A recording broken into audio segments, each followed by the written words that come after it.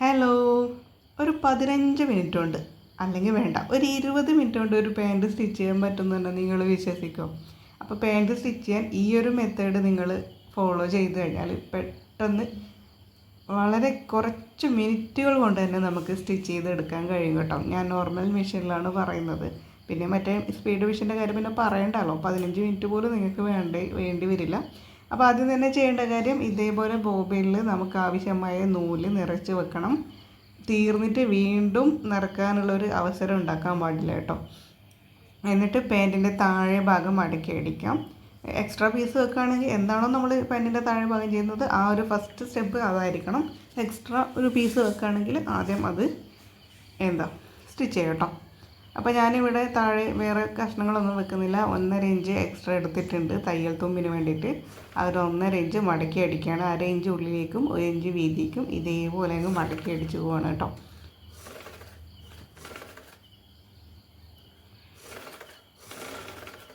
അപ്പം ഞാൻ ടോപ്പും പെട്ടെന്ന് ഈ ഒരു മെത്തേഡിൽ ചെയ്താൽ വളരെ പെട്ടെന്ന് കഴിയുന്നുള്ളൊരു വീഡിയോ ഇട്ടിട്ടുണ്ട്. നിങ്ങൾ കണ്ടിട്ടില്ലെങ്കിൽ ജസ്റ്റ് പോയിട്ട് കണ്ടു നോക്കട്ടോ. പെട്ടെന്ന് സ്റ്റിച്ച് ചെയ്യാൻ കഴിയുന്നുണ്ട്. ഒരുപാട് സമയം വേണ്ട. നമ്മുടെ മൈൻഡ് ഒന്ന് റിലാക്സ് ആവുന്നത് പോലെ എനിക്ക് ഫീൽ ചെയ്തിട്ടുണ്ട്. നിങ്ങൾ കണ്ടിട്ട് അഭിപ്രായം പറയും. അതേപോലെ ഈ വീഡിയോ കണ്ടിട്ട് അഭിപ്രായം പറയും കേട്ടോ. ഇതേപോലെ തന്നെ രണ്ടാമത്തെ പാൻറ്റിൻ്റെയും താഴെ ഭാഗം മടക്കി അടിക്കാം. അപ്പോൾ നമ്മൾ എത്രയാണോ തയ്യൽ തുമ്പിട്ടിട്ടുള്ളത് അതിന് കണക്കാക്കിയിട്ട് മടക്കി അടിക്കാം കേട്ടോ. രണ്ടും ഒരേപോലെ തന്നെ മടക്കി അടിക്കാൻ ശ്രദ്ധിക്കുക.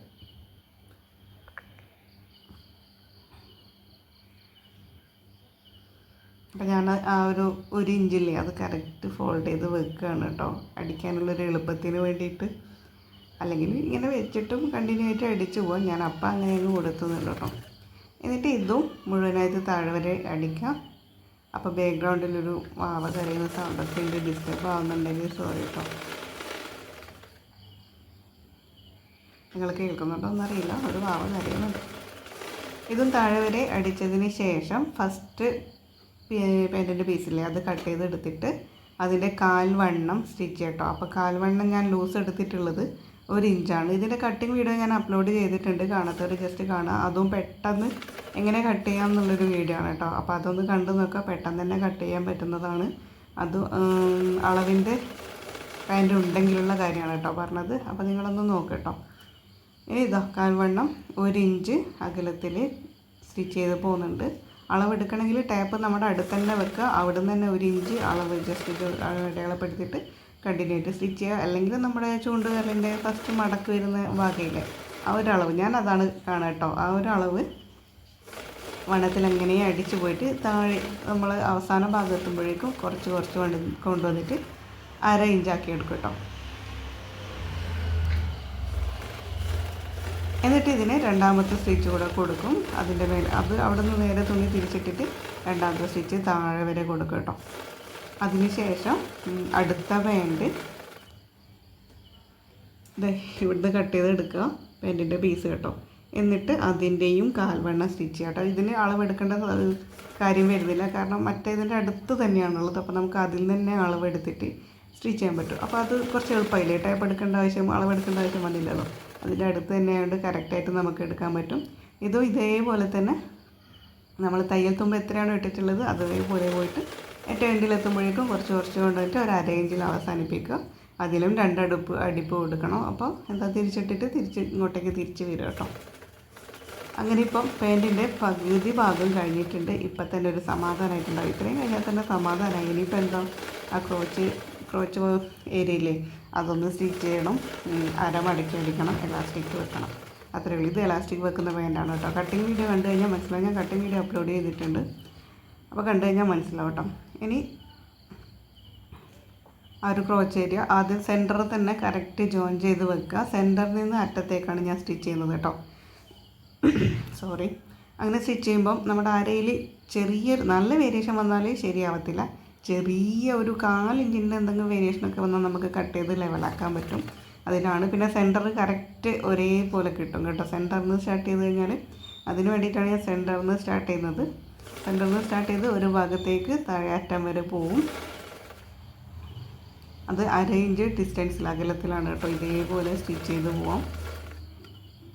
ഇനി ആ തുണിയെ തിരിച്ച് വെച്ചിട്ട് രണ്ടടുപ്പ് അവിടെ തന്നെ അതേ വഴിയിൽ തൊടുക്കും, വഴിയിലൂടെ തന്നെ തിരിച്ചു വരാം. അപ്പോൾ രണ്ടടുപ്പ് അവിടെ ആയിട്ടുണ്ട് കേട്ടോ. ഇനി നേരെ സെൻറ്ററിലെത്തിയാൽ അതിൻ്റെ ഓപ്പോസിറ്റ് പീസ് കൂടെ ജോയിൻ ചെയ്തിട്ട് സ്റ്റിച്ച് ചെയ്യാം.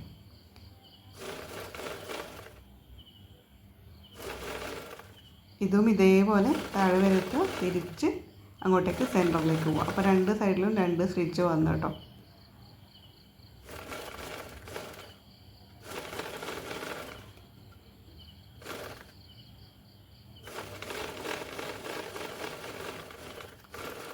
ഓക്കെ, അത് കഴിഞ്ഞു. ഇനി അരയുടെ അറ്റത്തായിട്ട് മടക്കി അടിക്കില്ലേ, ഞാൻ എലാസ്റ്റിക് വെക്കുകയാണ്, ഞാൻ പറഞ്ഞെന്ന് തോന്നുന്നു. അപ്പോൾ എലാസ്റ്റിക്കിന് വേണ്ടിയിട്ടുള്ള വീതി എടുത്തിട്ട് ബാക്കി 1/2 ഇഞ്ച് ഉള്ളിലേക്ക്, ചിലർ 1 ഇഞ്ച് ഉള്ളിലൊക്കെ എടുക്കും. നമ്മൾ കട്ട് ചെയ്യുമ്പോൾ എത്രയാണോ അവിടെ തയ്യൽ തുമ്പ് എടുത്തത് അതിന് കണക്കാക്കിയിട്ട് മടക്കി അടിക്കുക കേട്ടോ. ഞാൻ 1/2 ഇഞ്ചാണ് എടുത്തത്. അപ്പോൾ 1/2 ഇഞ്ച് ഇതേപോലെ മടക്കി അടിക്കാം. സ്റ്റാർട്ട് ചെയ്ത് എന്നിട്ട് എൻഡ് ചെയ്യുന്ന സമയത്ത് 1 ഇഞ്ച് ഒരു ഗ്യാപ്പ് കൊടുക്കും കേട്ടോ, എലാസ്റ്റിക് ഉള്ളിലേക്ക് ഇടാൻ വേണ്ടിയിട്ട്. 1 ഇഞ്ചോ 1.5 ഇഞ്ചോ നിങ്ങൾക്ക് എത്രയാണോ, ഒരുപാട് വലുതൊന്നും വേണ്ട, ഒരു 1-2 ഇഞ്ചിൽ ഒരു ഗ്യാപ്പ് കൊടുക്കുക കേട്ടോ. എന്നിട്ട് അതിലൂടെ നമ്മൾ എലാസ്റ്റിക് കോർത്തതിന് ശേഷം അവിടെ അടിച്ചാൽ മതി കേട്ടോ. ഉള്ളിലേക്ക് മടക്കിയിട്ട് ഒരു സ്റ്റിച്ച് കൂടെ കൊടുത്താൽ മതി. അപ്പോൾ ഇതേപോലെ അരവണ്ണം മടക്കി അടിക്കാം.